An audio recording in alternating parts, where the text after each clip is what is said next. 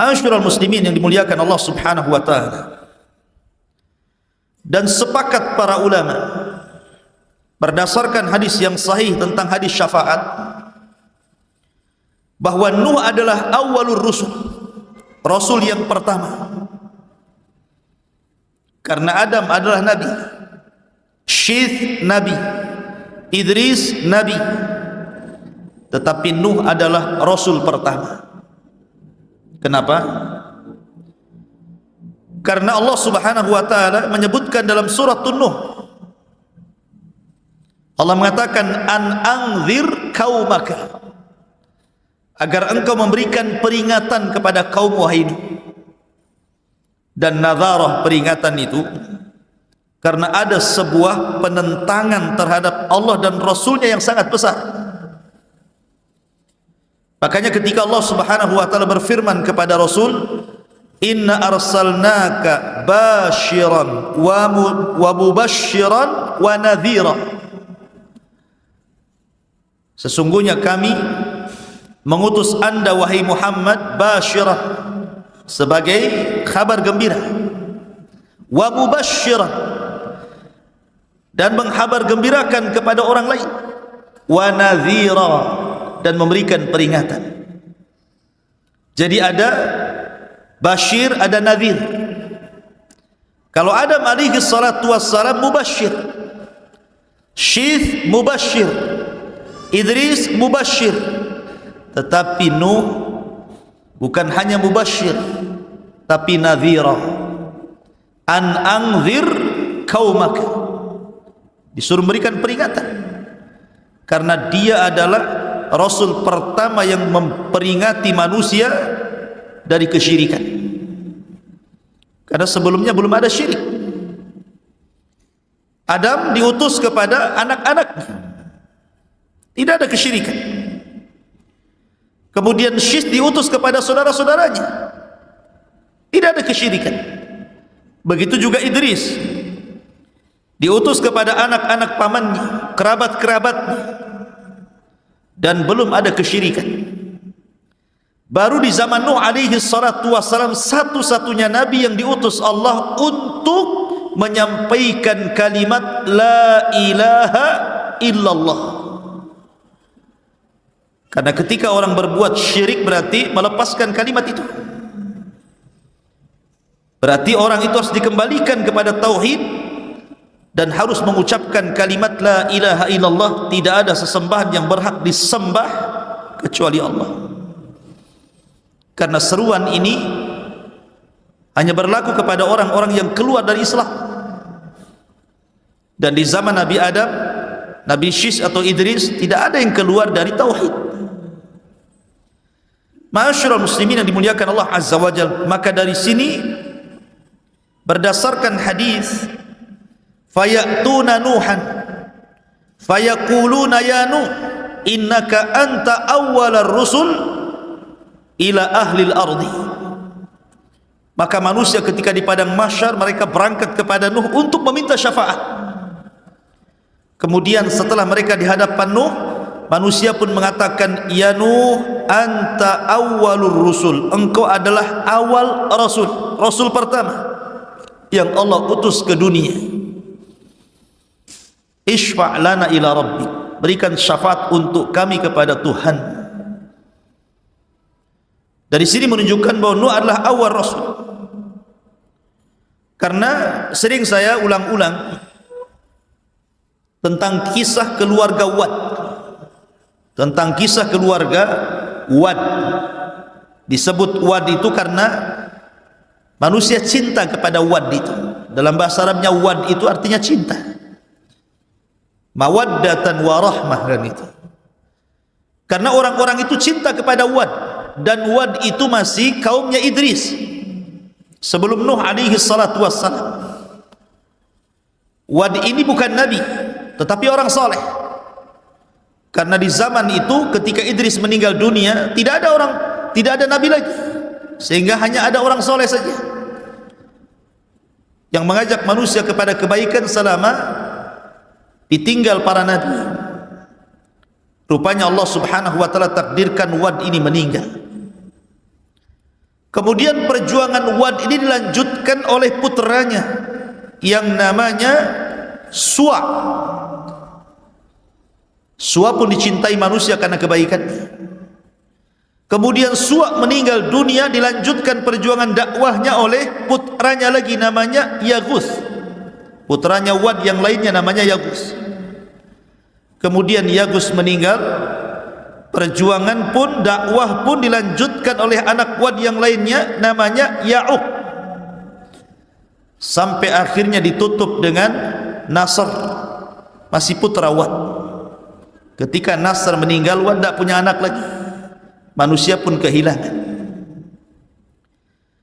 Disinilah syaitan iblis yang memang sejak zaman Adam alaihi salatu wassalam ingin menyesatkan Adam, tapi tidak bisa. Bahasa kitanya karena Adam sudah kapok begitu ya. Ketika di sorga diusir dari sorga karena memakan buah larangan akibat waswas syaitan. Maka ketika Adam diturunkan ke bumi, syaitan berusaha menggoda Adam. Adam tidak mau. Sudah cukup satu kali bermaksiat kepada Allah, sehingga dia berdoa kepada Allah Subhanahu wa taala, Rabbana zalamna anfusana wa illam taghfir lana wa tarhamna lanakunanna minal khasirin. Fataba alaihi innahu huwat tawwabur rahim. Allah pun menerima taubatnya. Sejak itu Adam tidak mau lagi bermaksiat kepada Allah, sehingga iblis tidak bisa mengkacau Adam, sehingga dia menunggu keturunannya. Lah ketika ada kesempatan untuk menyesatkan manusia dari jalan Allah, mengantarkan manusia kepada kesyirikan, di masa ketika meninggal keluarga Wad semuanya ini, baru kemudian syaitan berbentuk manusia saleh mendatangi kaumnya Wad ini dan mengatakan, tidakkah kalian rindu dengan Wad dan keluarganya? Maka manusia mengatakan tentu. Kemudian iblis yang menyamar sebagai orang saleh mengatakan, kenapa pula kalian tidak membuat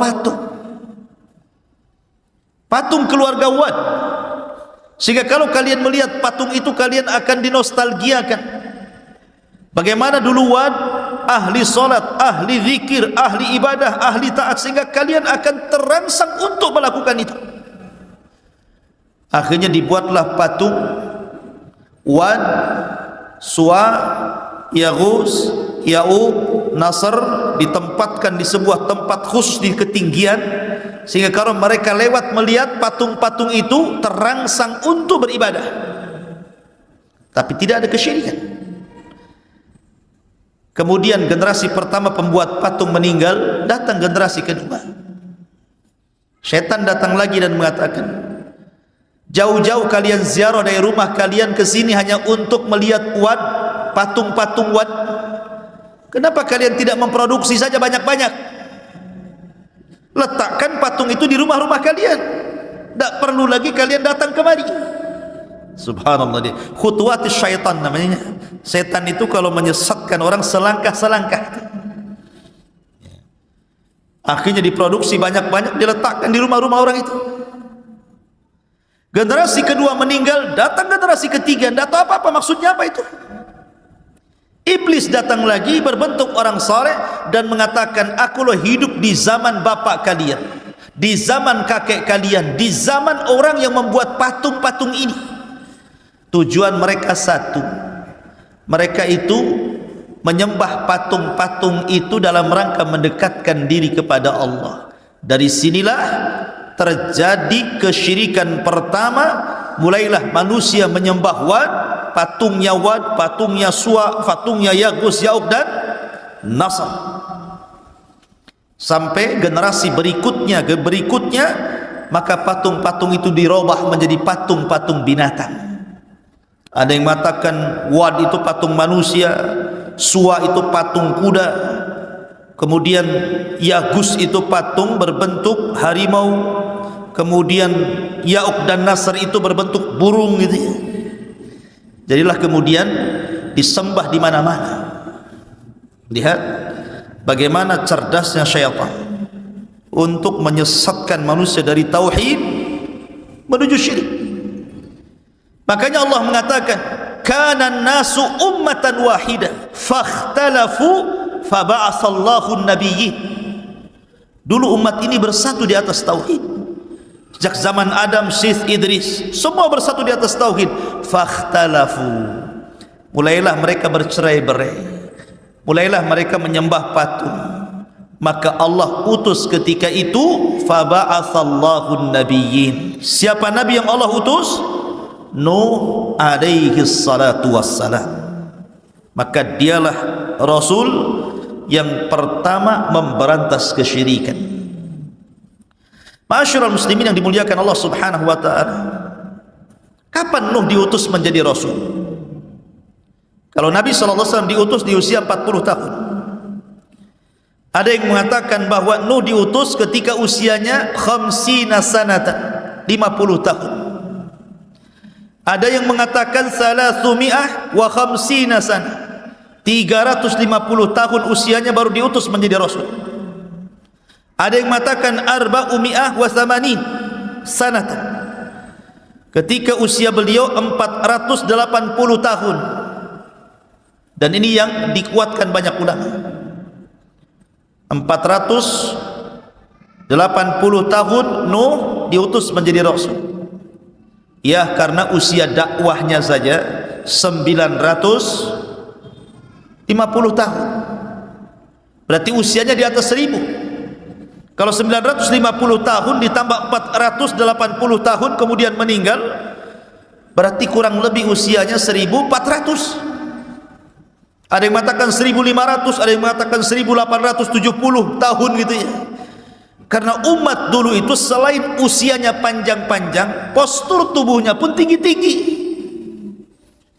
Makanya Adam alaihi salatu wassalam ketika Allah ciptakan berapa tingginya? 60 hasta. Satu hasta itu setengah meter. Kalau 2 hasta 1 meter. Kalau 60 hasta berarti 30 meter.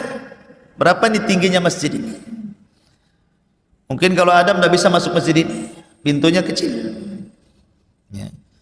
Makanya kalau kita melihat peninggalan kaum Ad, kaum Samud yang sekarang masih ada itu, bangunan-bangunannya itu pintunya itu tinggi-tinggi itu. Ada yang 10 meter, ada yang 20 meter itu.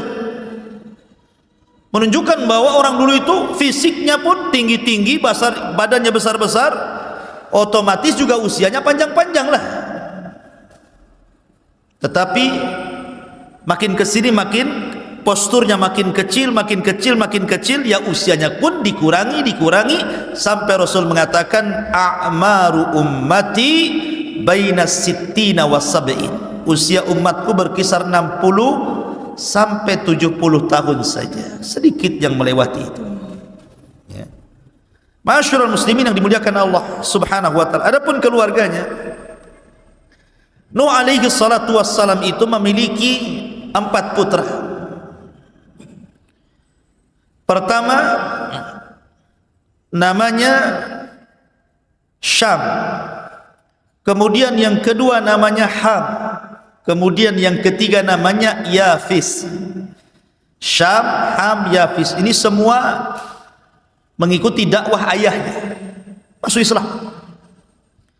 Hanya satu yang Allah Subhanahu wa ta'ala takdirkan tidak ikut ayahnya, tapi ikut agama kaumnya, namanya Kan'an.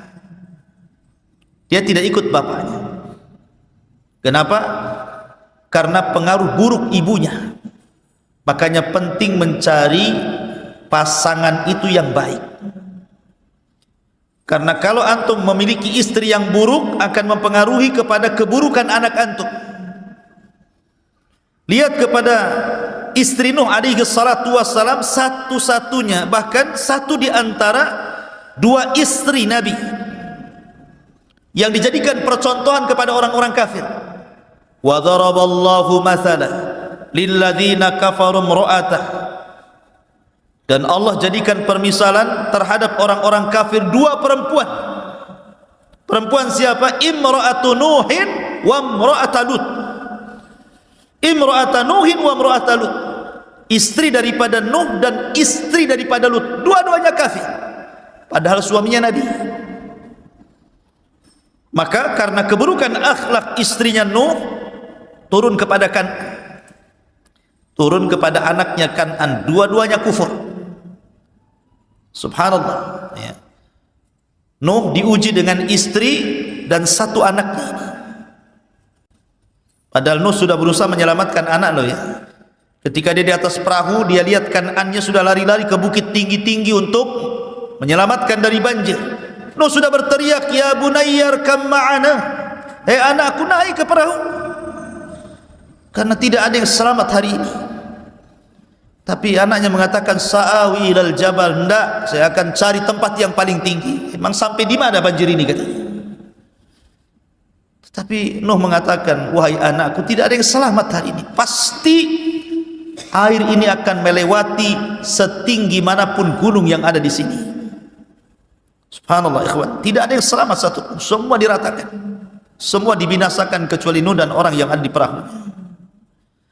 Ma'asyiral muslimin yang dimuliakan Allah Azza wa Jalla. Adapun tentang masalah perahu Nuh alaihi salatu wassalam, Nuh alaihi salatu wassalam dijelaskan. Jadi ketika pada tanggal 10 dari bulan Rajab, berarti bulan Rajab kemarin, sekarang sudah masuk Sya'ban, ya. Jadi Nuh alaihi salatu wassalam naik ke atas perahu, maka mereka pun kemudian berada di atas perahu itu. Ada yang mengatakan mi'ah wa khamsina yauman, 150 hari. Jadi Nuh berada di atas perahu itu 150 hari, diombang-ambing ombak sana sini gitu, ya. Sampai akhirnya kapal itu bersandar di Bukit Judi Irak selama 1 bulan. Ketika bersandar itulah kemudian Nuh mengutus beberapa burung. Datang burung kemudian memakan daun zaitun. Oh, berarti sudah surut. Kemudian diutus burung lagi, rupanya tapaknya ada tanahnya. Oh, berarti sudah sampai ke bumi surutnya. Setelah 1 bulan di atas perahu itu baru kemudian turun. Maka dari situlah kemudian kehidupan manusia dimulai setelah Allah hancurkan semuanya sejak zaman Adam alaihi salatu wassalam. Akhirnya kemudian Nuh alaihi salatu wassalam selama itu pas di bulan Muharram, ada yang mengatakan tanggal 10, kemudian Allah selamatkan dari banjir bandang yang sangat besar. Taib, ma'asyiral muslimin yang dimuliakan Allah Azza wa Jalla, saya tertarik menceritakan Nuh ini dari sisi dakwahnya saja. Jadi malam ini kita akan banyak bercerita tentang sisi dakwah Nuh alaihi salatu wassalam yang menarik. Karena Nuh ini menggunakan metode dakwah itu luar biasa. Luar biasa. Berbagai macam metode dilakukan Nuh, akan tapi memang hidayah milik Allah. Dan saya ambil dari satu surat full, surat Nuh alaihi salatu wassalam. Kita baca ayat per ayat dan kita terangkan sekedarnya. Allah Subhanahu wa taala berfirman di dalam Al-Qur'anul Karim, inna arsalna Nuhan ila qaumi, sesungguhnya kami utus Nuh kepada kaumnya. Maknanya begini, antum kalau hendak berdakwah di sebuah daerah, kalau yang menjadi seorang dai, seorang ustaz atau penyuruh kebaikan itu adalah putra daerah, tentu akan mudah berdakwah. Mendakwahinya itu akan mudah, pengaruhnya akan banyak. Berbeda kalau seandainya saya bukan putra daerah, diutus kepada daerah tertentu, ya ada yang berhasil, ada yang tidak. Begitulah para nabi. Kalau nabi diutus itu biasanya diambil dari kaum yang akan didakwahinya. Makanya Allah Subhanahu wa taala mengatakan, wa ila adin akhahum Hud, dan kepada kaum Ad saudara mereka diutus Hud. Wa ila Tsamud akhahum Saleh, dan kepada kaum Tsamud saudara mereka Saleh diutus. Wa ila Madyan akhahum Syuaib, kepada Madyan saudara mereka diutus Syuaib. Artinya bahwa setiap nabi dan rasul itu dibangkitkan dari kaumnya. Supaya apa? Supaya mudah diterima. Karena mereka mengetahui kepribadian nabi itu sejak kecil, remaja, dewasa, sampai diangkat jadi nabi. Mereka mengetahui akhlaknya, tutur katanya, muamalahnya, sehingga ketika mereka mengetahui dari kecil sampai besar dan Allah siapkan semuanya, mereka tidak bisa mencela. Seperti Rasul umpamanya, sedari kecil sudah dikatakan Sadiqul Amin, orang yang jujur lagi amanah. Tidak bisa mencela Nabi dari segi akhlak, mereka hanya bisa mencela dari segi ajaran saja. Maka Nuh diutus dari kaumnya sendiri. Makanya Allah mengatakan, inna arsalna Nuhan ila qaumi an anzir qaumaka min qabli an ya'tiyahum adzabun alim.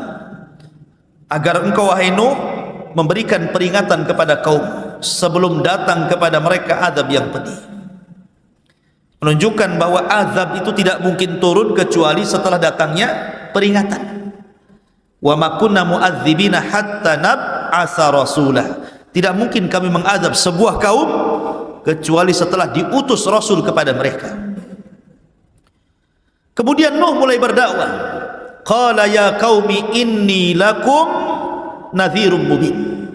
Wahai kaumku, saya ini diutus kepada kalian sebagai nadhir, peringatan. Peringatan yang jelas.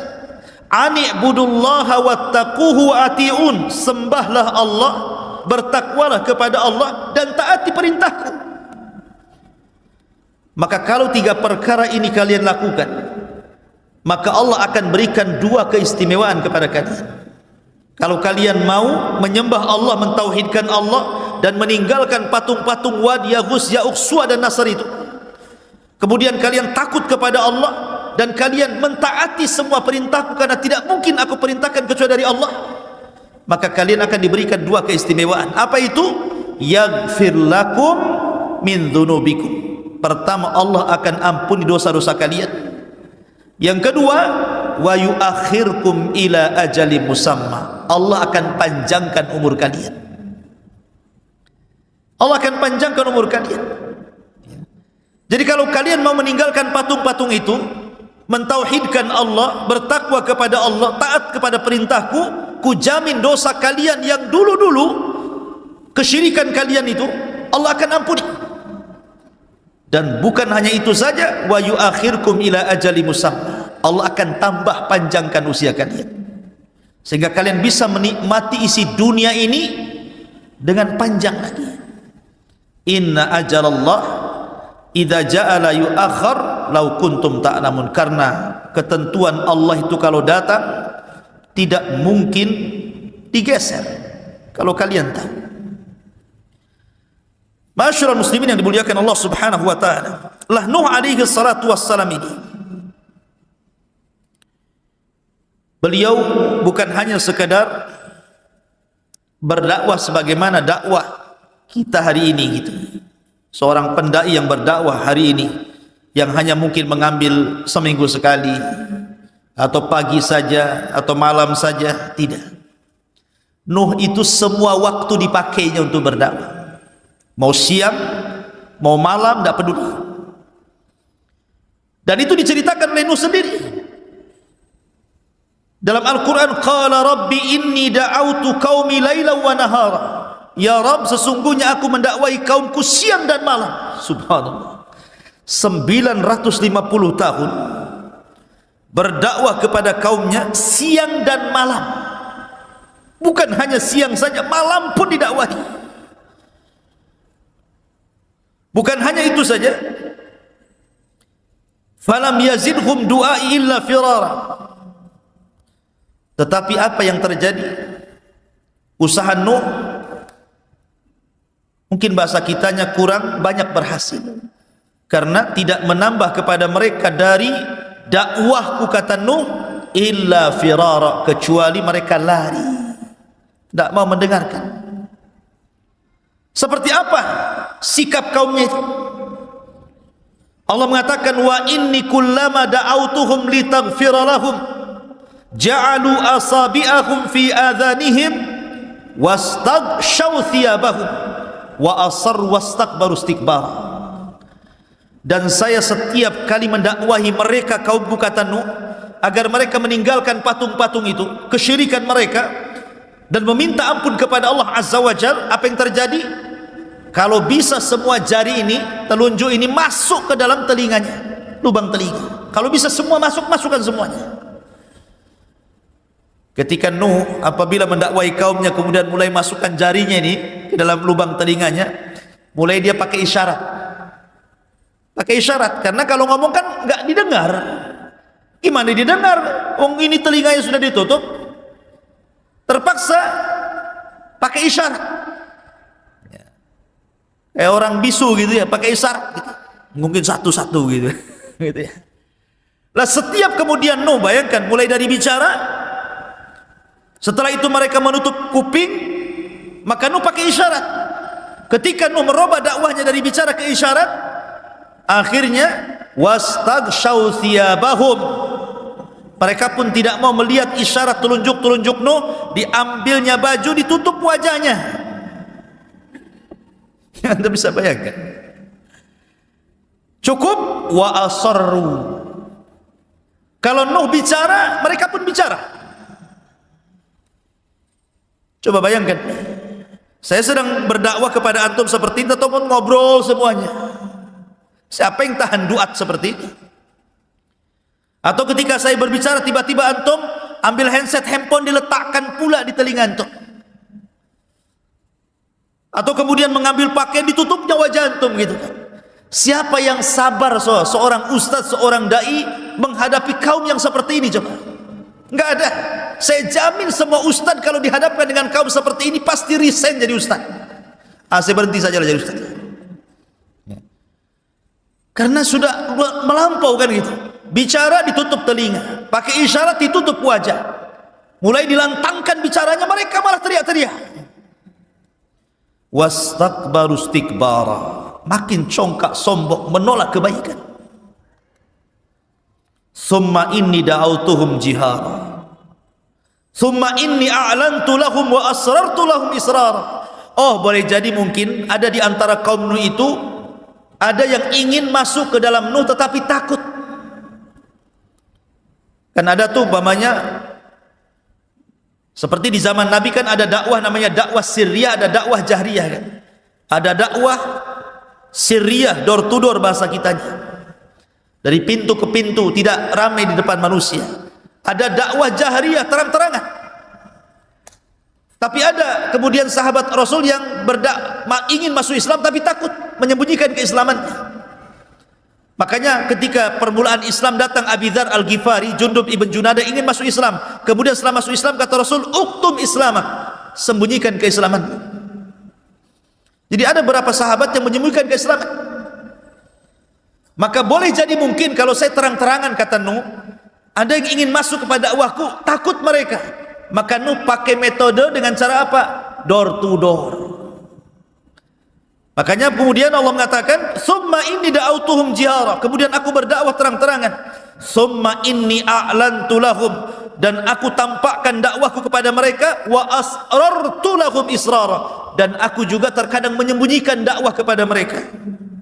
Supaya kalau ada yang ikut diriku itu tidak takut dengan yang lain, bolehlah menyembunyikan keislamannya dulu. Sampai seperti itu Nuh itu. Ma'asyiral muslimin yang dimuliakan Allah Azza wa Jalla.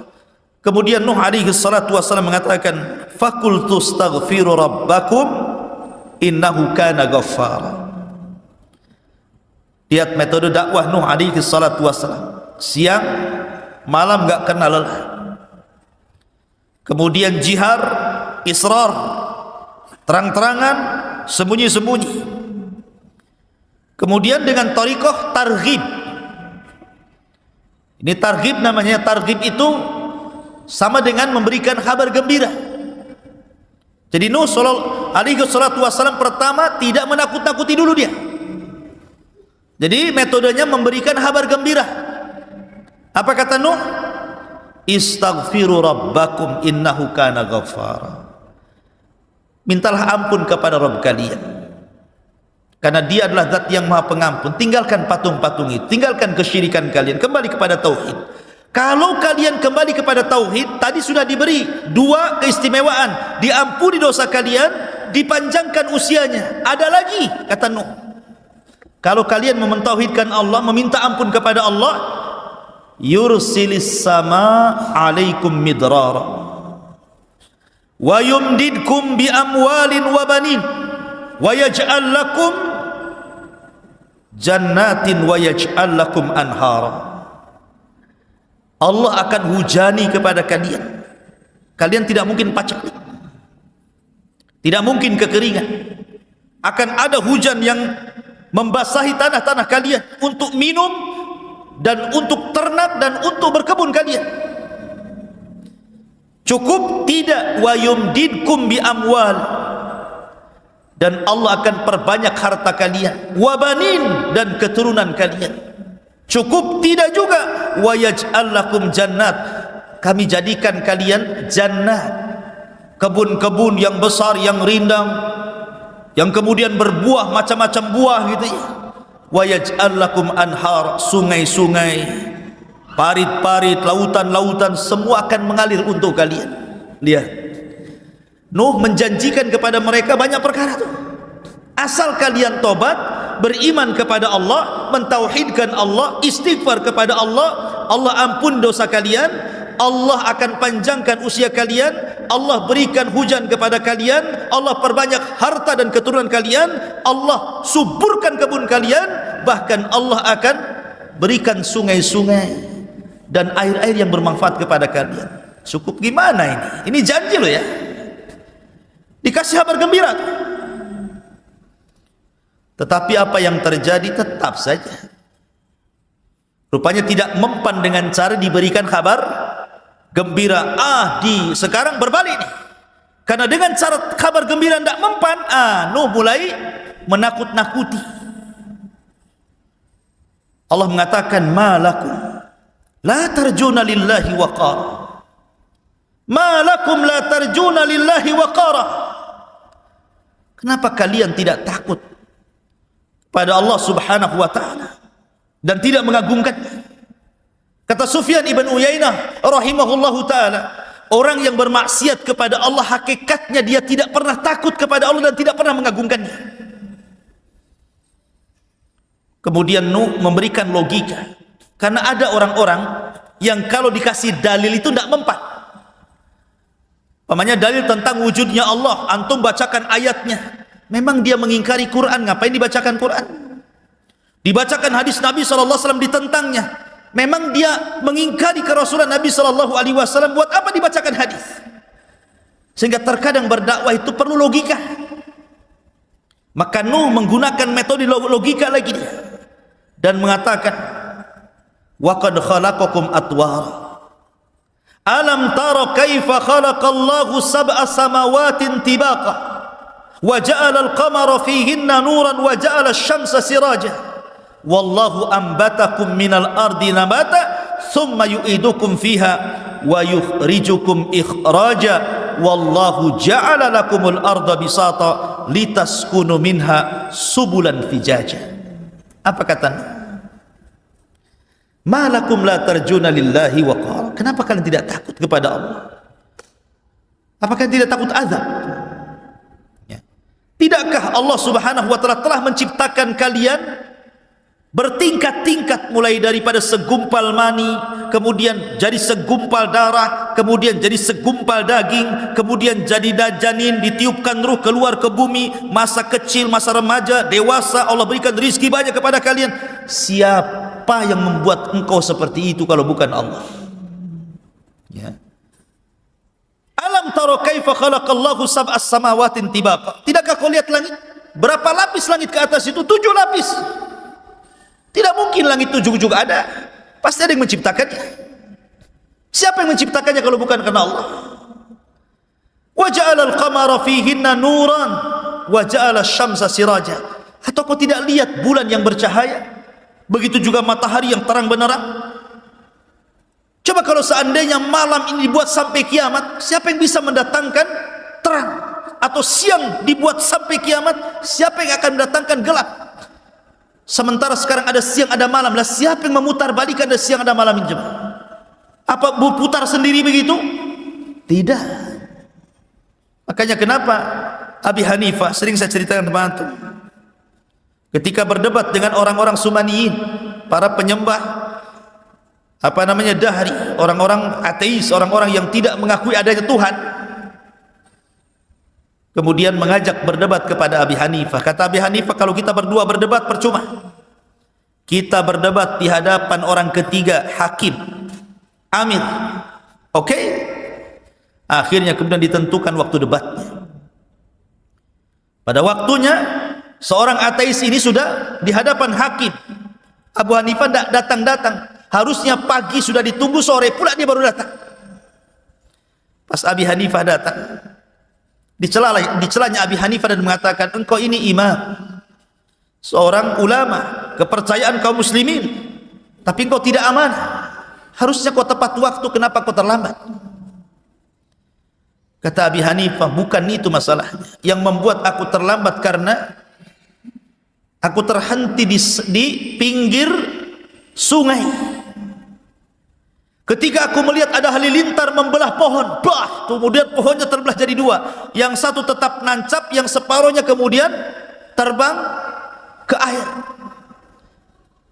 Yang separuh terbang ke air itu perhatikan saja. Tiba-tiba kemudian pohon yang di air ini terbelah-belah kecil. Kemudian tiba-tiba teranyam. Kemudian tiba-tiba sudah ada besinya saja. Tiba-tiba berbentuk perahu dia. Maka aku pun naik ke dalam perahu itu. Kemudian perahu tiba-tiba jalan sendiri.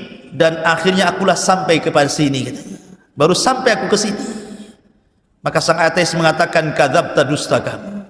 Mana bisa perahu ujug-ujug jadi gitu. Ya, harus diserut dulu, kan gitu ya, dirangkai dulu, dipaku dulu, ujug-ujug jadi gitu aja perahu gitu kan.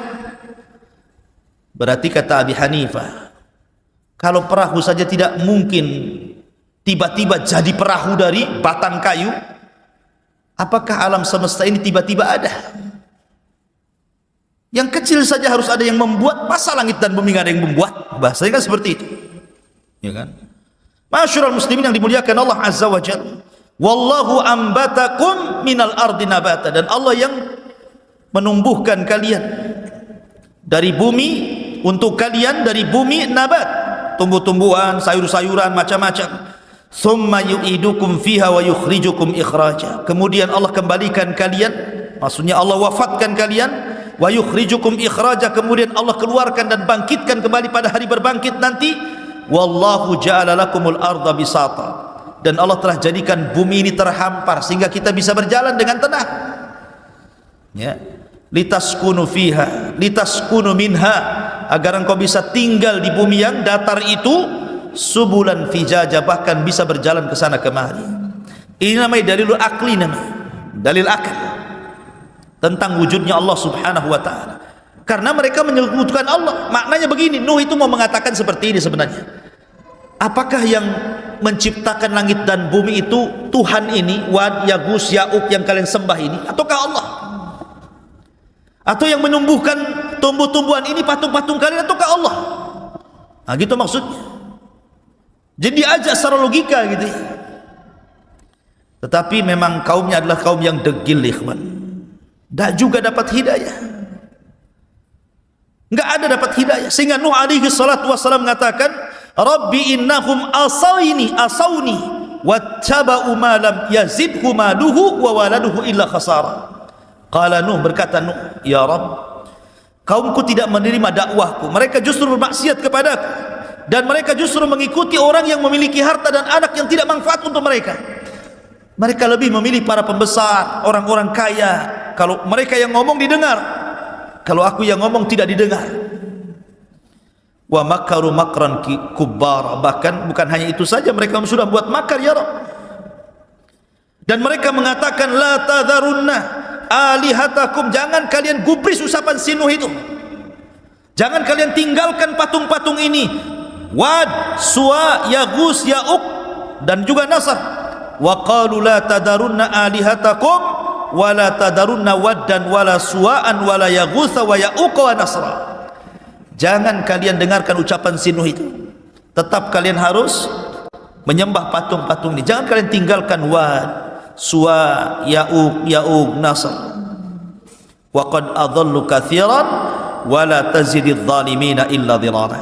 Dan sungguh mereka sudah sesat dengan kesesatan yang banyak sekali, dan tidaklah orang-orang zalim itu menambah kecuali kesesatan saja. Maka apa yang terjadi? Mimma khati'atihim ugriku fa udkhilu naran falam yajidu lahum min dunillahi ansara. Karena kesalahan mereka tidak menerima dakwah Rasul, mereka pun ditenggelamkan, dan pada hari kiamat mereka akan dimasukkan ke dalam neraka, dan mereka tidak memiliki penolong di hadapan Allah Azza wa Jalla.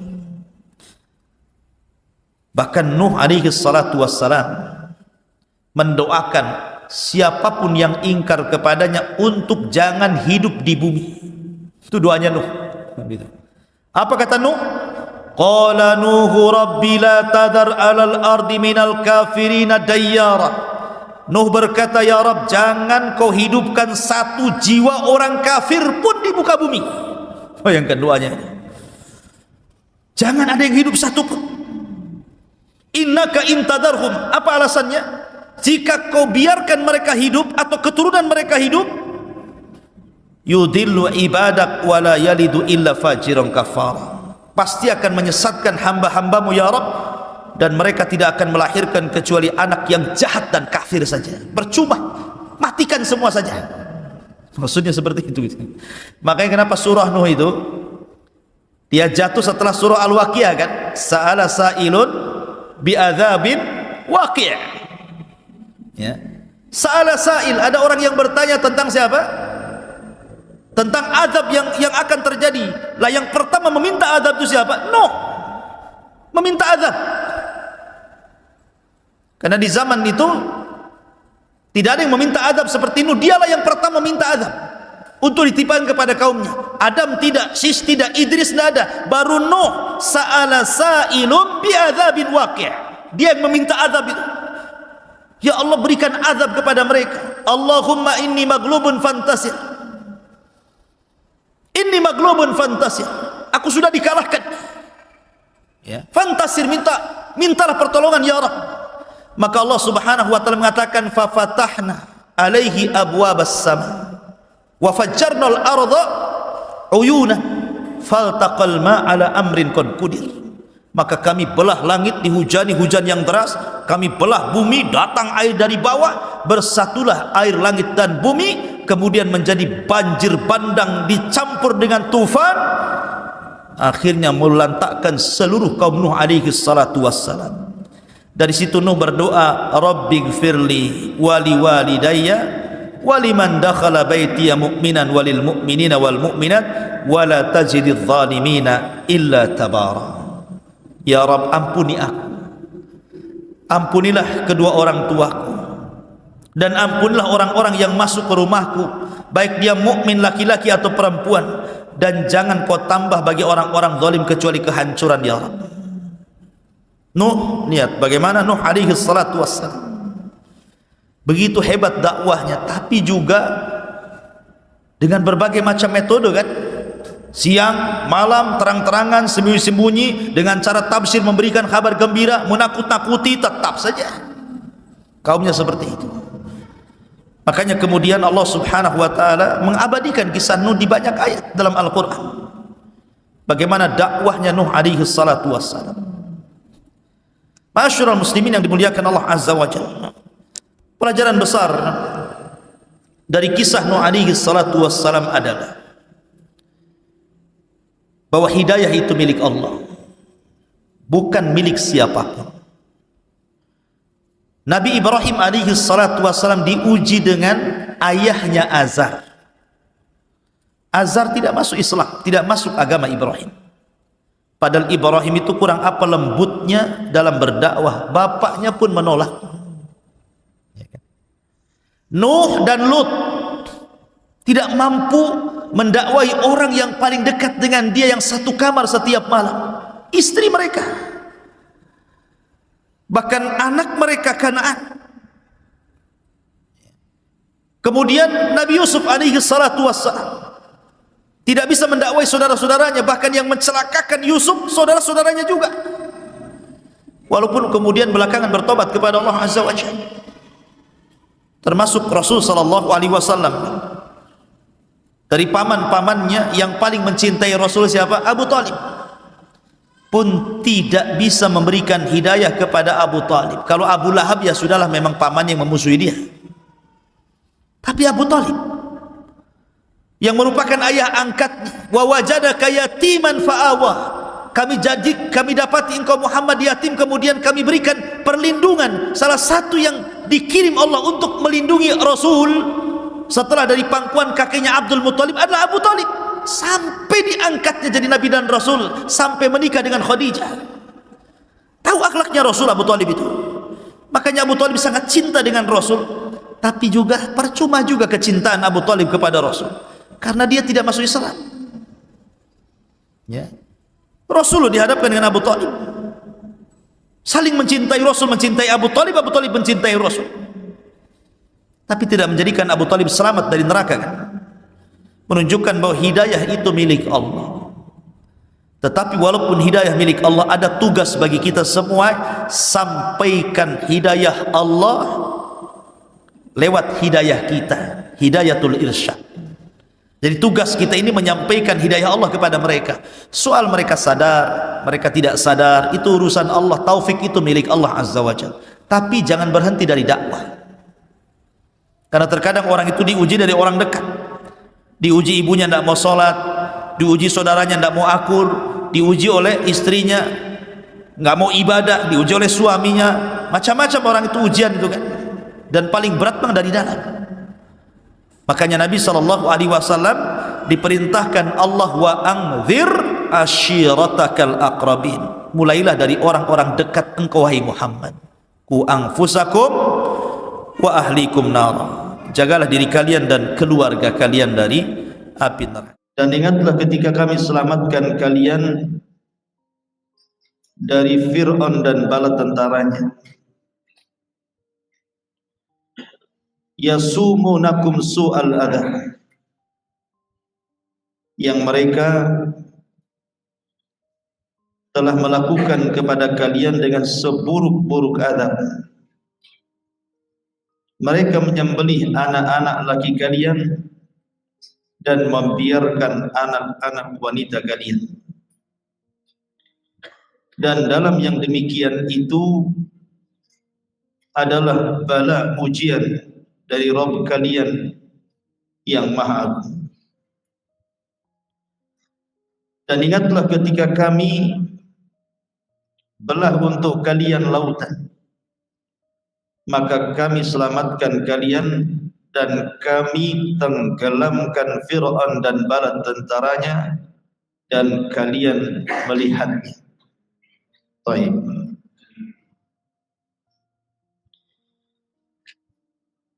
Surah Al-Baqarah ayat 49 dan juga 50 ini adalah awal cerita dari surah Al-Baqarah, dari nikmat yang Allah Azza wa Jalla anugerahkan kepada Bani Israel. Jadi khitab ayat ini, Nabi SAW ingin menjelaskan kepada orang-orang Yahudi Madinah bagaimana bapak-bapak mereka itu diselamatkan Allah Subhanahu wa Ta'ala, dan ingin membuktikan bahwa Nabi SAW walaupun jaraknya jauh daripada Musa, tahu kisah Musa dan Bani Israel. Padahal Rasul tidak bisa membaca dan tidak bisa menulis. Bagaimana Rasul bisa tahu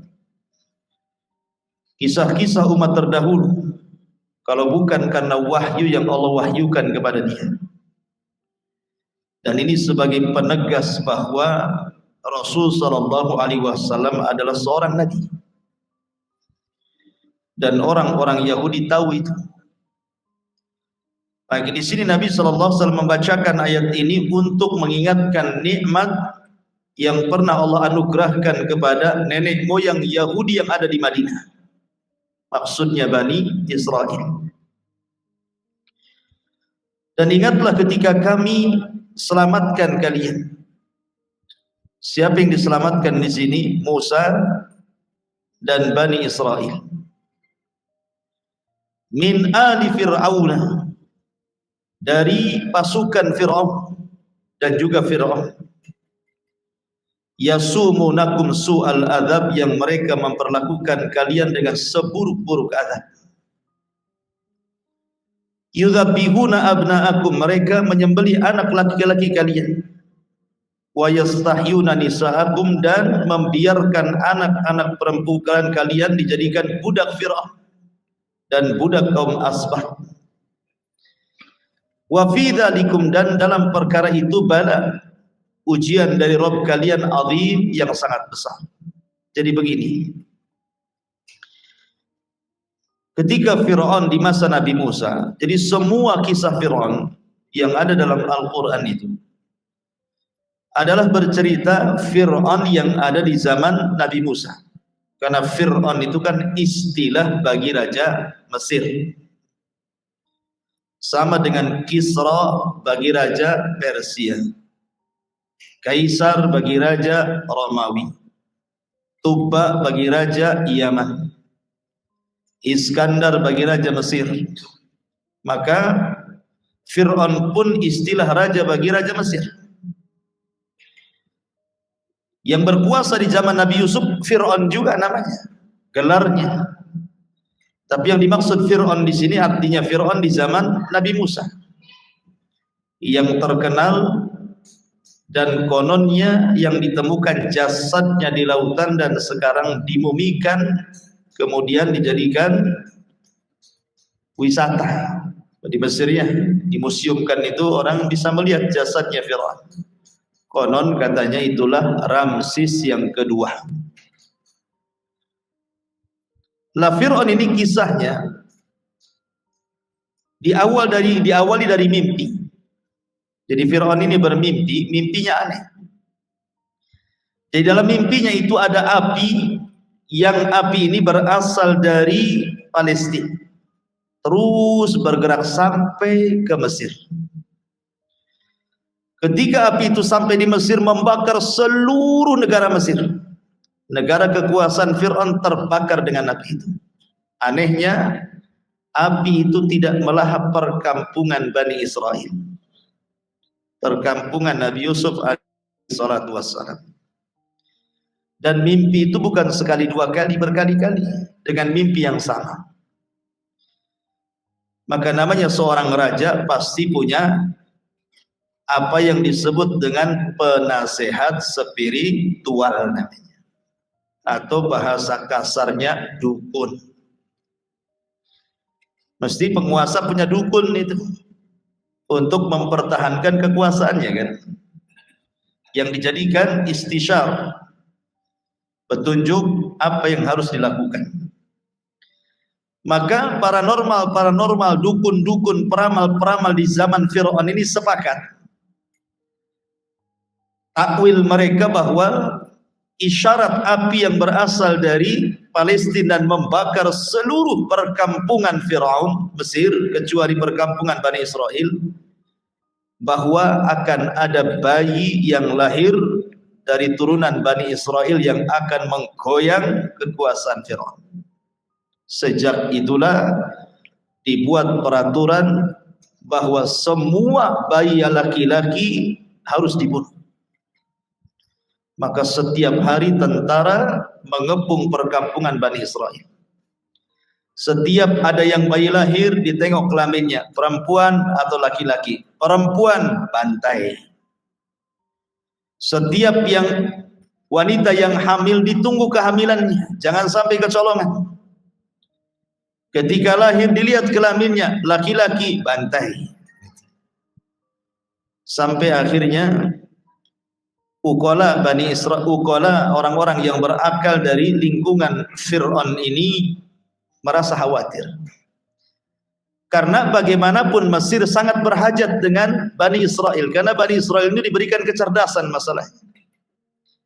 Karena yang membangun Mesir itu adalah Bani Israel, Nabi Yusuf alaihi salatu wassalam dan keturunannya. Kalau seandainya mereka kemudian dibantai habis, tidak ada generasi, maka habislah Mesir. Sementara orang-orang Mesir sangat berhajat kepada Bani Israel.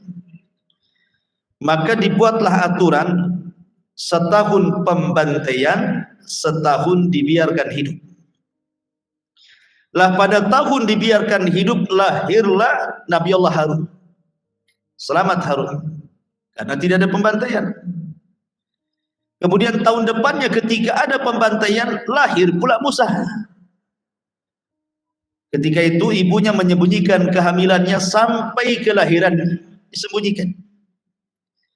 Sehingga karena was-was, maka Allah Subhanahu wa taala karena sudah mencalonkan Musa akan jadi nabi, mewahyukan kepada ibunya, mengilhamkan. Fa auhayna ila ummi Musa an alqi. Maka Allah mengilhamkan kepada ibunya Musa supaya Musa itu diletakkan di sebuah tabut.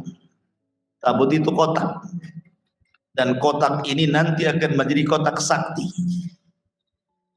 Karena nanti setelah Musa meninggal, kemudian jauh zamannya sampai kepada zaman Sulaiman, kemudian Daud, sampai kepada zamannya dan begitu seterusnya, Tolut.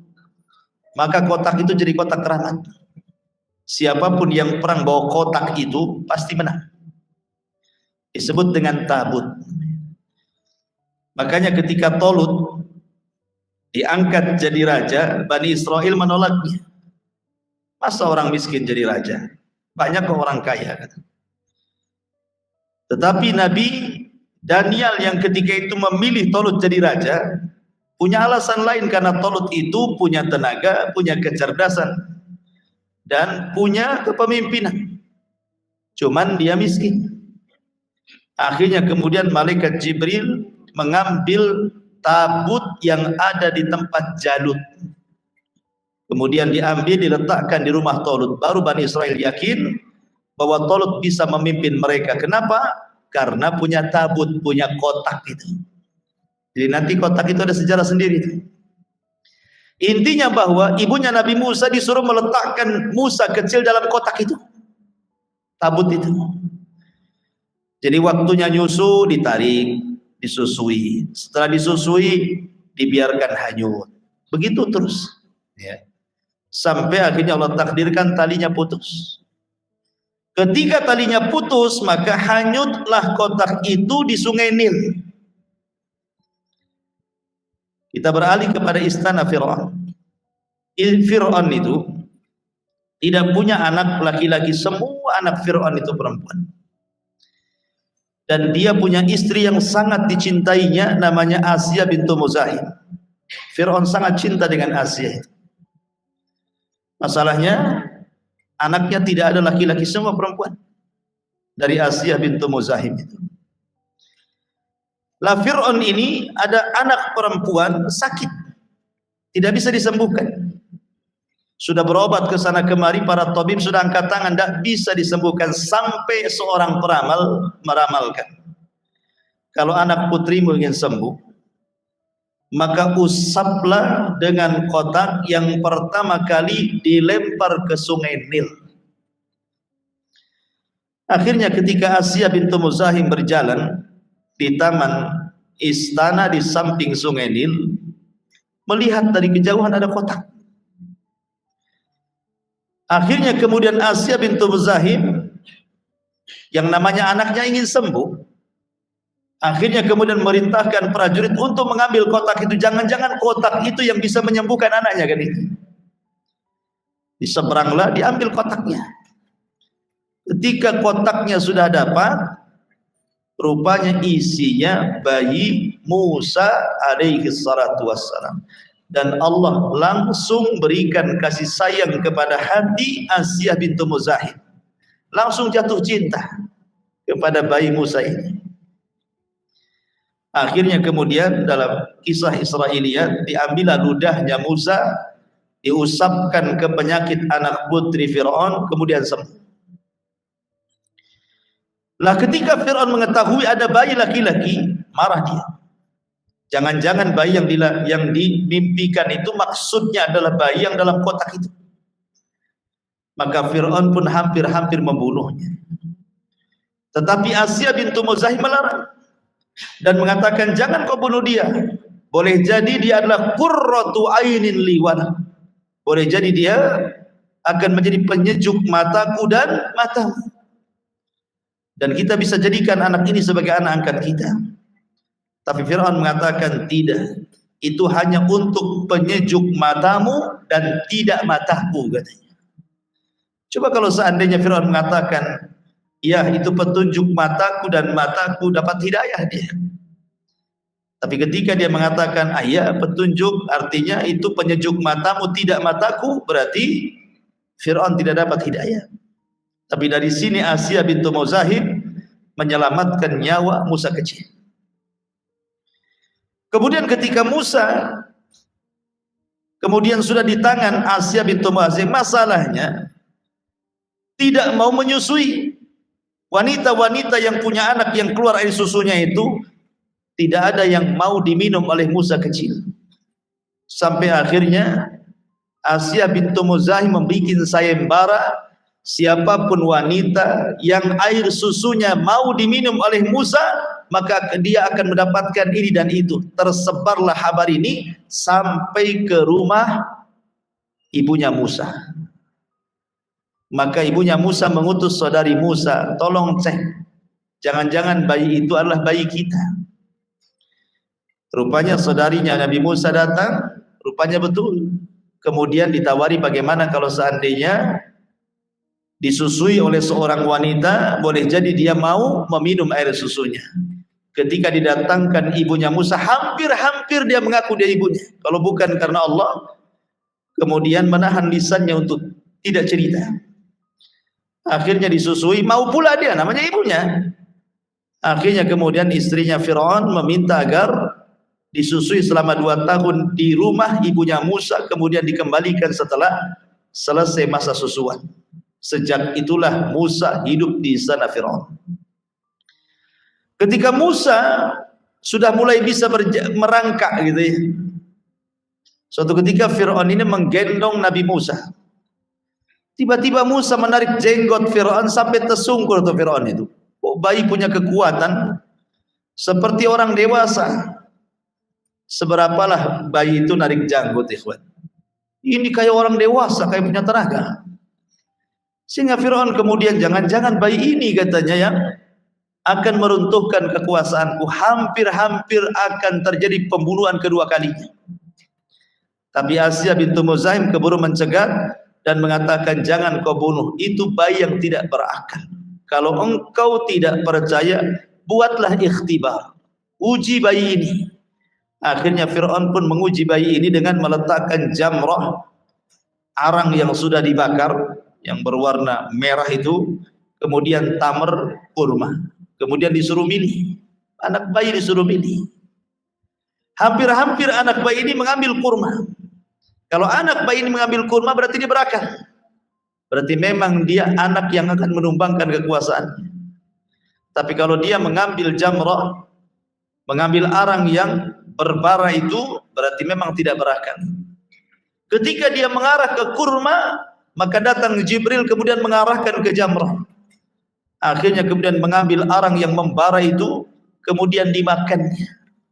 Sebab itulah lisan Musa jadi pelat dan tidak fasih dalam bicara, sehingga dia diajarkan doa oleh Allah Azza wa Jalla, Rabbi israh li sadri wa yassir li amri wahlul 'uqdatan min lisani yafqahu qawli. Wahlul 'uqdah, ya Allah lepaskan ikatan ini, susah dia pelat masalahnya, tidak fasih. Makanya Allah menghina Musa, wala yakadu yubin, kau aja ngomong enggak beres katanya Firaun. Sampai dihina sama Firaun karena pelat lidahnya. Makanya dia meminta kepada Allah agar Harun dijadikan juru bicaranya dan diangkat menjadi nabi. Maka Allah kabulkan, diangkatlah Harun menjadi nabi dan menjadi juru bicara Musa, karena dia seorang yang orator, ahli diplomasi, baik bahasanya dan tidak pelat. Artinya Allah menyelamatkan Musa 2 kali di tangan Asiyah bintu Muzahim. Musa pun kemudian besar. Ketika dia besar, sudah dewasa, ada peristiwa ketika Musa sedang berjalan-jalan di gang-gang kota Mesir, ada 2 orang yang sedang berkelahi. Yang satu keturunan Bani Israel, yang satu keturunan Asbat, keturunan kabilahnya Firaun. Musa memandang siapa yang salah, siapa yang benar. Rupanya kebenaran ada di pihak Bani Israel. Ditolonglah anak muda dari Bani Israel. Kemudian terjadi perkelahian antara Musa dan anak muda dari kaum Asbat. Maka Musa pun tanpa sengaja akhirnya membunuh orang tersebut. Tanpa sengaja, bukan ada unsur kesengajaan. Sementara undang-undang Mesir sama dengan Islam, siapa membunuh kisos dibunuh. Maka Musa pun ketakutan sebagai manusia karena belum dia akan jadi nabi masalahnya. Maka Musa pun dinasihati untuk lari dari Mesir. Maka larilah Musa ke Mesir, ke Madian. Kemudian Musa berjumpa dengan dua wanita yang sedang mencari air. Kasihan karena ngantri di belakang laki-laki yang banyak. Akhirnya Musa menolong salah satu wanita tersebut mengambilkan air untuk kambing-kambingnya. Sebagai balasannya maka Musa pun kemudian diantar ke rumah orang tua dua wanita itu yang bernama Syuaib, bukan nabi, orang soleh. Akhirnya Musa pun diminta bekerja oleh anak putrinya. Bekerjalah Musa di rumah Syuaib, dan Syuaib orang Arab. Akhirnya Musa pun kemudian menikah dengan salah satu putri Syuaib di Madian, kemudian tinggal 10 tahun dan punya keturunan. Setelah 10 tahun dia menikah dengan orang Madian, maka Musa ingin kembali ke Mesir, ingin mengunjungi keluarganya. Berangkatlah Musa dari Madian menuju Mesir. Di tengah jalan gelap gulita, tengah malam, obornya Musa padam. Kemudian Musa dari kejauhan melihat ada api. Maka dia izin kepada istrinya dan keluarganya untuk mengambil api. Setelah kemudian didekati api itu semakin dekat, semakin besar, semakin dekat, semakin besar. Rupanya api itu menyala di tengah-tengah pohon zaitun. Anehnya pohonnya tidak terbakar, apinya makin besar.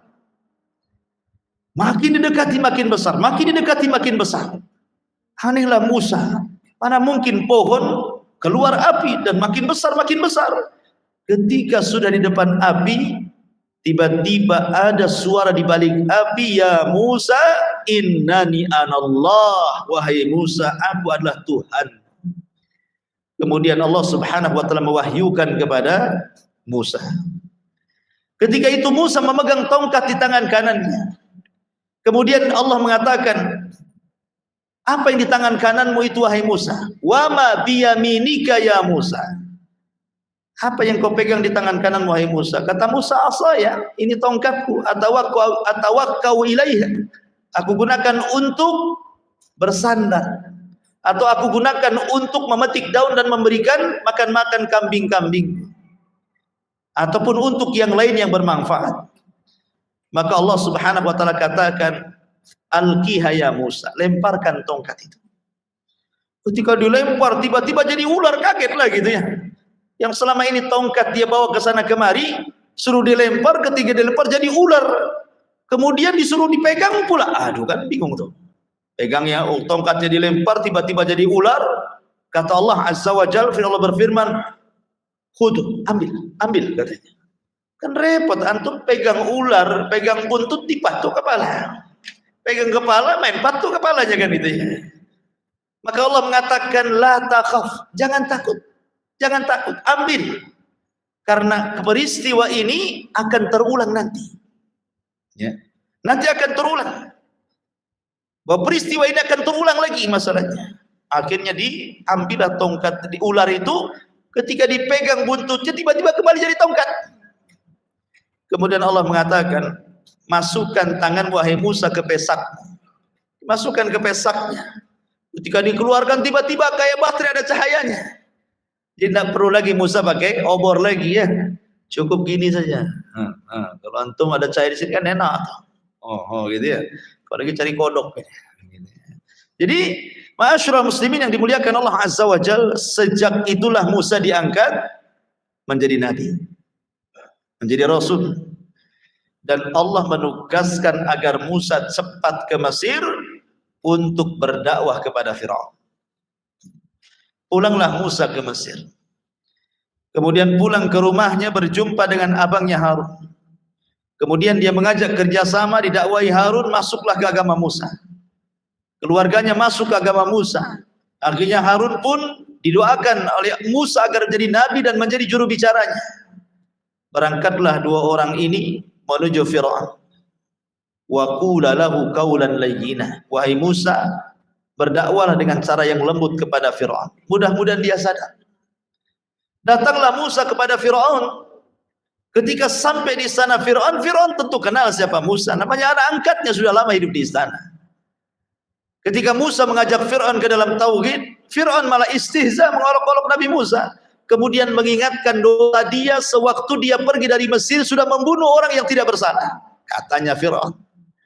Tapi Musa membalik, engkau lebih kejam dariku. Berapa bayi yang kau bantai wahai Fir'aun? Aku hanya satu orang, itu pun tidak disengaja. Dari situlah kemudian Musa menunjukkan mujizatnya di hadapan Fir'aun. Dilemparnya tongkat itu jadi ular. Ketakutan Fir'aun itu. Kemudian dimasukkan tangannya, tiba-tiba bercahaya. Fir'aun ketakutan dan orang-orang di sekitarnya ketakutan. Tetapi Fir'aun tidak habis akalnya. Akhirnya Fir'aun pun mengajak duel Musa dengan tukang-tukang sihir. Karena disangkanya oleh Fir'aun Musa punya sihir. Akhirnya ditentukan waktunya waktu duha. Maka Fir'aun pun kemudian mengundang 70.000 tukang sihir dari berbagai macam negeri. Tukang-tukang sihir yang luar biasa, yang bukan kaleng-kaleng, tukang sihir yang betul-betul tukang sihir, bukan dukung-dukung cabul, bukan. Memang tukang-tukang sihir yang didatangkan. Ketika kemudian berduel Musa dengan tukang-tukang sihir itu, maka kemudian Musa pun diperintahkan tukang-tukang sihir, alqiha, lempar, kata Musa, bal antum alqud, bal ulqu, kalian saja yang lempar-lempar itu. Bal alqu, kemudian mereka pun melempar tambang tali, namanya sihir takhil. Jadi mereka menggunakan sihir takhil, yukhayyalu ilaihi annaha tas'a, seolah-olah benang, tali, tambang dihayalkan itu ular yang bergerak hendak menyerang Musa. Maka Musa pun kembali melemparkan tongkat, dan Allah Subhanahu wa taala sifatkan dua tongkat, jan dan thu'ban, kadang mengecil, kadang membesar.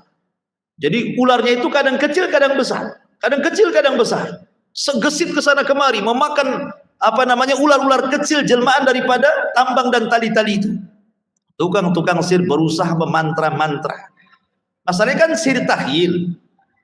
Kalau sesama mereka, mereka melempar tali kemudian jadi ular, mungkin tukang sihir yang lainnya memantra-mantra, dilihatnya bukan ular, tali, kan begitu. Ketika mereka semua bermantra-mantra, menerawang ular yang dilempar Nabi Musa dari tongkatnya itu, tetap saja yang dilihat ular. Ya ndak ada tali kapal ke yang gede, enggak juga gitu. Tetap aja ular gitu ya.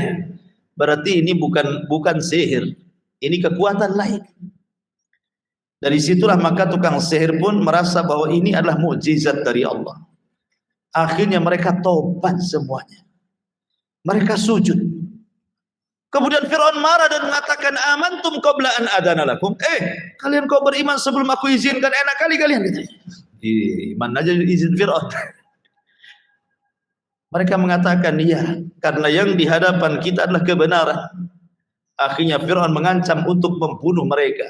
Dibantailah tukang-tukang sihir itu. Kata Abdullah bin Abbas radhiyallahu anhuma, lihat tukang-tukang sihir itu. Di pagi hari saharatun fajarah, di sore hari syuhadaun bararah. Di pagi hari mereka tukang sihir yang jahat, di sore hari sudah menjadi para syuhada yang baik. Karena rahmat Allah Azza wa Jalla, mereka masuk surga. Padahal tidak pernah beriman, hanya sujud satu kali kemudian mati syahid, masuk surga. Syahid, ya kan? Akhirnya kemudian Fir'aun pun geram. Musa pun kemudian bergegas datang kepada Bani Israel agar Bani Israel bersiap-siaga untuk pergi dari Mesir. Karena ini sudah genting suasananya. Ketika Fir'aun mendengar bahwa Musa dan Bani Israel akan bergerak meninggalkan Mesir, Fir'aun tidak terima. Maka Fir'aun pun mengejar Musa dan Bani Israel bersama pasukannya. Rupanya Allah takdirkan kesusul pula. Musa dan Bani Israel tidak bisa lari karena di hadapannya ada Laut Merah. Akhirnya bingung nih. di depan laut, di belakang pula tentara Fir'aun. Sehingga Bani Israel mengatakan, innala mudrakun, wahai Musa, kita sudah dikepung ini. Tidak bisa lari, mereka sudah lihat kita. Mau kemana kita? Tapi Musa dengan yakin mengatakan, tenang, inna ma'iya rabbi sayahdin. Kebersamaan Allah akan memberikan jalan kepada kita. Dengan yakinnya Musa seperti itu. Akhirnya kemudian Allah mengatakan, wa idh faraqna bikumul bahra. Ceritanya di sini. Wa idh faraqna bikumul bahra fa anjaynakum wa aghraqna ala fir'auna wa antum tanzurun. Dan ingatlah ketika kami belah untuk kalian lautan. Dalam ayat yang lain, wadrib bi asakal bahra. Wahai Musa, pukulkan tongkatmu ke lautan itu. Tiba-tiba fanfalaqa. Tiba-tiba kemudian lautan itu terbelah menjadi 12 jalan. Karena Bani Israel itu terdiri dari 12 kabilah. Akhirnya masing-masing jalan dilalui masing-masing kabilah. Sehingga kemudian mereka pun berhasil menyeberangi lautan yang cukup terjal dan jauh itu. Fir'aun tidak tahu bahwa itu adalah ciptaan Allah, mukjizat Nabi Musa. Disangkanya jalan biasa. Diteroboslah oleh Fir'aun dan pasukannya. Ketika Fir'aun di tengah-tengah lautan, Musa sudah berada di seberang sana. Di sini Allah mengatakan, wa aghraqna ala fir'auna wa antum tanzurun. Maka kami tenggelamkan Fir'aun dan kalian wahai Bani Israel menyaksikannya. Menyaksikan bagaimana mereka ditenggelamkan. Dan ini nikmat dari Allah, dan itu peristiwanya tepat pada tanggal 10 Muharram. Pada tanggal 10 Muharram. Makanya kenapa kita disunahkan untuk puasa Asyura. Puasa yang pertama diwajibkan kepada kaum muslimin sebelum puasa Ramadan. Karena ketika Rasul hijrah dari Mekah ke Madinah, di tahun pertama Hijriah, Rasul melihat orang-orang Yahudi sedang berpuasa di tanggal 10 Muharram itu. Maka Rasul bertanya, puasa apa kalian ini? Maka orang-orang Yahudi mengatakan, puasa mengikuti Nabi kami Musa. Karena Musa berpuasa saat diselamatkan oleh Allah dari kejaran Fir'aun dan Allah tenggelamkan di tanggal ini. Musa pun berpuasa, kami pun berpuasa. Maka Rasul mengatakan, kalau kalian berpuasa karena alasan itu, ana ahaqqu bi Musa. Aku lebih berhak menghormati Musa dibandingkan kalian. Sejak itu Rasul memerintahkan para sahabatnya untuk berpuasa yang disebut dengan Yaumu Asyura. Puasa tanggal 10 bulan Muharram. Tapi ketika tahun kedua Hijriah, maka Allah turunkan syariat puasa Ramadan. Maka puasa Asyura dimansuh hukumnya, dihapus hukumnya dari wajib menjadi sunnah, dan Islam punya puasa wajib sendiri yang disebut dengan puasa Ramadan. Di sini nikmat yang Allah berikan dan anugerahkan kepada Bani Israel, bapak moyang kalian diselamatkan, ini nikmat. Dan itu diingatkan kepada orang-orang Yahudi di kota Madinah. Masalahnya, sekali lagi Bani Israel ini umat yang degil. Jadi kalau antum degil itu, antum kayak Bani Israel. Ya. Baru saja diselamatkan tuh, baru diselamatkan, bayangkan. Mereka diselamatkan dari perbudakan Fir'aun, diselamatkan tidak ditenggelamkan di lautan, dan mereka menyaksikan bagaimana selama ini yang sudah membantai anak-anak laki-laki mereka dan budak mereka tenggelam di lautan. Mungkin bahasa kitanya kapok kowe katanya kan itu. Tenggelamkan. Kan begitu bahasa kita ya. Karena sudah menyakiti, tahu-tahu ditenggelamkan. Kayak antum dizalimi orang, asli disakiti saja. Tiba-tiba yang nyakiti antum di hadapan antum ketabrak motor mati. Kira-kira antum ngomong apa? Alhamdulillah. Kan gitu ya. Allah bayar cash katanya. Bani Israel melihat tuh bagaimana selama ini orang yang membantai keluarga mereka seperti itu. Baru saja diselamatkan. Tiba-tiba Bani Israel lewat di sebuah kampung. Kampung itu nyembah berhala patung anak sapi. Akhirnya kemudian mereka mengatakan kepada Musa, stop ya Musa. Ada apa kata Musa? Ij'al lana ilahan kama lahum alihah katanya. Wahai Musa, jadikanlah berhala untuk kami seperti mereka. Baru diselamatkan minta berhala, kurang ajar enggak? Baru diselamatkan. Dapat hidayah mengikuti Nabi Musa, mau sesat pula, mau jadi penyembah berhala lagi. Makanya Musa mengatakan, innakum qaumun tajhalun, kalian umat yang jahil, yang bodoh, sudah diselamatkan mau syirik pula. Makanya ucapan Bani Israel ini menjadi alasan Nabi SAW ketika perang Hunain. Ketika Nabi SAW perang Hunain, kan banyak para sahabat yang baru masuk Islam ikut dalam perang Hunain, namanya akidahnya belum kokoh. Lewat pula mereka di sebuah pohon. Pohon itu terkenal di zaman jahiliyah pohon keramat. Pohon yang suka ditabaruki, diambil berkahnya. Jadi kalau mereka sebelum perang digantungkanlah pedang itu di pohon supaya ada energi masuk dari pohon itu dan pedangnya menjadi sakti dan bisa digunakan dan bisa menang dalam peperangan. Itu keyakinan orang jahiliyah. Samalah dengan orang-orang dulu, keris-keris gitu ya. Harus direndam berapa bunga? 7 bunga katanya. Dari bunga kuburan sampai bunga taman katanya. Harus direndam supaya sakti kan itu ya. Kalau orang jahiliyah enggak usah direndam, taruh aja di pohon itu. Beberapa hari nanti berkah. Jadi sahabat ini tiba-tiba berhenti depan pohon itu. Kemudian mengatakan, ya Rasul, ij'al lana dzata anwat kama lahum dzatu anwat. Rasul, buatlah pohon kayak gitu katanya. Sebagaimana mereka orang-orang musyrik punya pohon kayak gitu. Jadi kalau kita perang kita ambil berkah dari situ. Oh, Nabi marahlah. Allahu Akbar. Innakum kama qalat Banu Israil li Musa ij'al lana ilahan kama lahum aliha innakum qaumun tajhalun. Ucapan kalian persis seperti Bani Israel yang mengatakan kepada Musa baru saja diselamatkan, mereka mengatakan, ya Musa, jadikan Tuhan-Tuhan seperti mereka, orang-orang musyrik itu. Maka Rasul mengatakan, innakum qaumun tajhalun, kalian umat yang jahil, sudah dapat hidayah mau syirik pula gitu. Jadi itulah Bani Israel. Baru saja diselamatkan sudah syirik. Kemudian Allah Subhanahu wa taala berfirman, wa idh wa'adna Musa 40 lailatan thumma attakhadtumul ijla min ba'dihi wa antum zalimun thumma afawna ankum min ba'di dzalika la'allakum tashkurun. Wa idh atayna Musal kitaba wal furqana la'allakum tahtadun.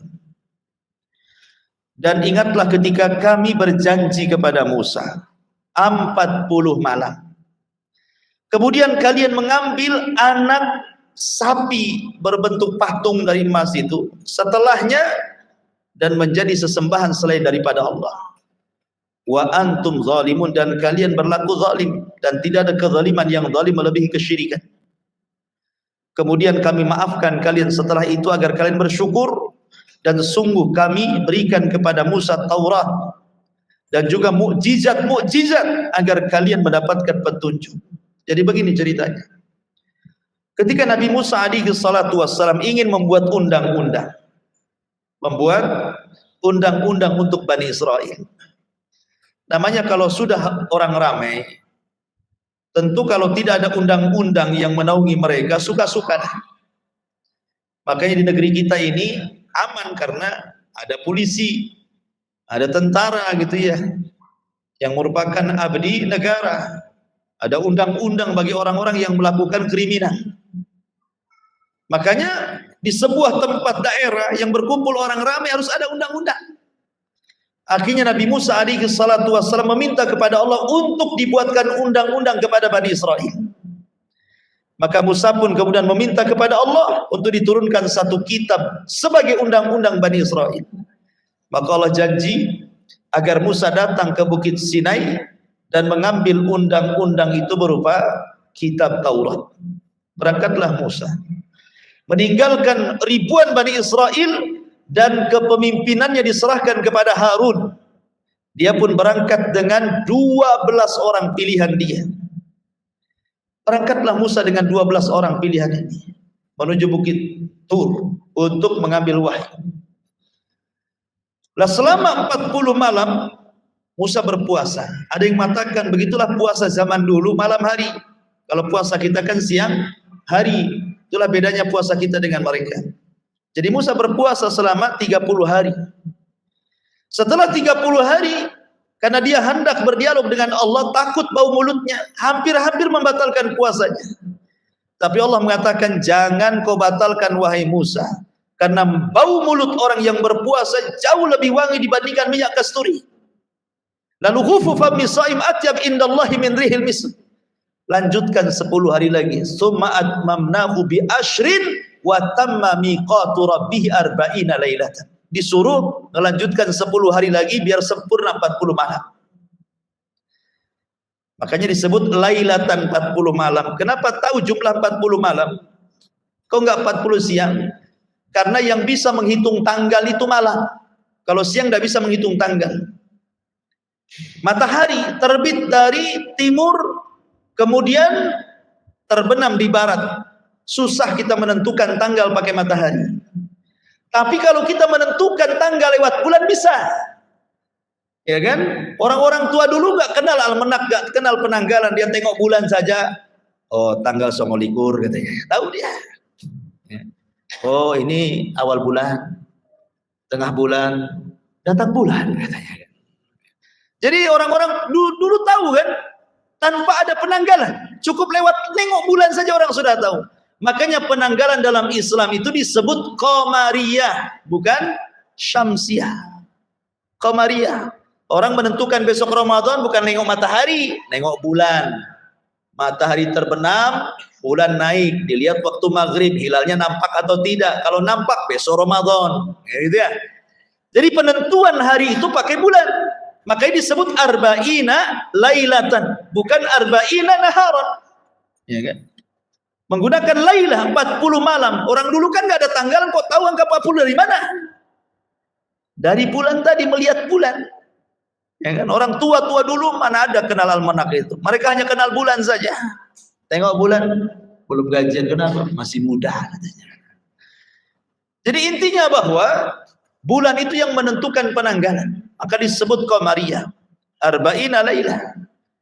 Ketika Musa sudah mendapatkan mandat Taurat, dan Taurat itu kitabnya orang-orang Yahudi. Jadi Musa diberitahu oleh Allah Azza wa Jalla, sebaiknya kau segera pulang wahai Musa. Ada apa ya Rabb? Bani Israel sudah disimpangkan Samiri. Samiri sudah buat ulah, membuat patung anak sapi dari emas. 70.000 Bani Israel sudah murtad katanya. Ma'asyiral muslimin yang dimuliakan Allah Azza wa Jalla. Tinggalkan kisah Musa, kembali kepada kisah Harun yang memegang Bani Israel. Ketika Nabi Musa berangkat 40 malam, rupanya dimanfaatkan oleh orang namanya Samiri. Setiap umat itu ada munafiknya. Munafiknya di zaman Nabi Musa namanya Samiri. Munafiknya di zaman Nabi namanya Abdullah bin Ubay bin Salul. Samiri ini diberikan kelebihan oleh Allah, mampu melihat yang tidak bisa dilihat manusia. Jadi ketika Samiri ini bersama Nabi Musa menyeberang lautan, ya, pas di belakang Nabi Musa, Samiri melihat kok Nabi Musa bersama orang yang menunggang kuda berwarna putih, dan seolah-olah dia memerintahkan kepada Musa. Kalau memang dia bagian dari Bani Israel, harusnya Musa yang perintahkan dia. Kenapa pula dia merintahkan Nabi Musa? Langsung instingnya mengatakan jangan-jangan di Jibril. Akhirnya dia titeni, dia lihat gitu ya, kuda-kuda Jibril itu, setiap kudanya menginjak tanah langsung hijau.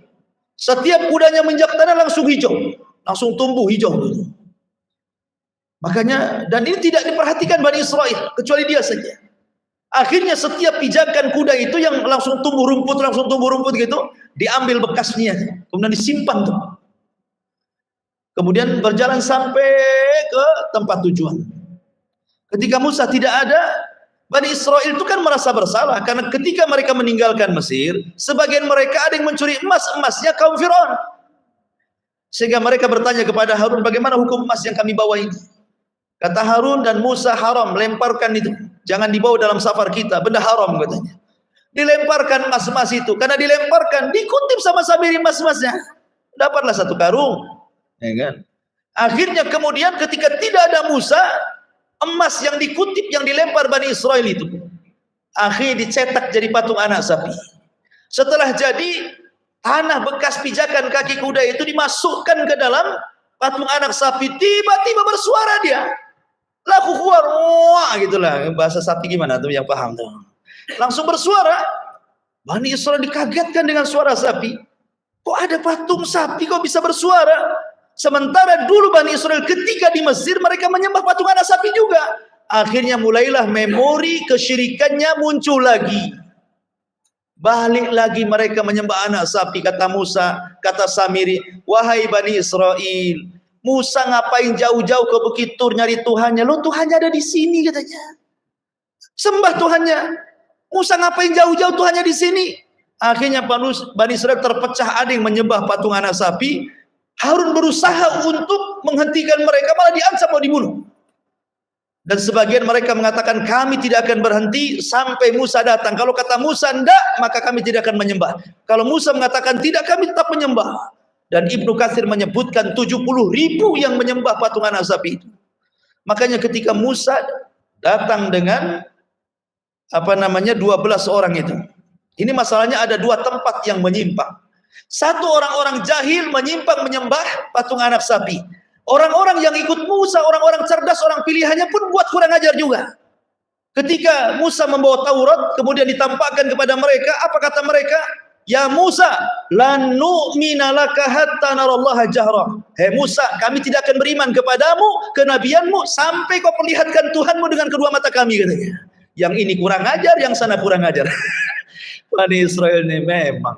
Yang pilihannya juga sama. Orang jahilnya juga sama tuh. Bani Israel. Akhirnya Allah kirim halilintar mati semua. Tetapi Allah hidupkan kembali, nikmat Allah, dari mati hidup lagi. Ya. Sementara di sana, di tempat lain orang-orang jahilnya menyembah patung Samiri. Datang Musa marah kepada Harun, panggilnya Samiri. Akhirnya Musa mengusir Samiri.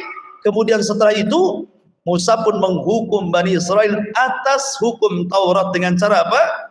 Saling membunuh.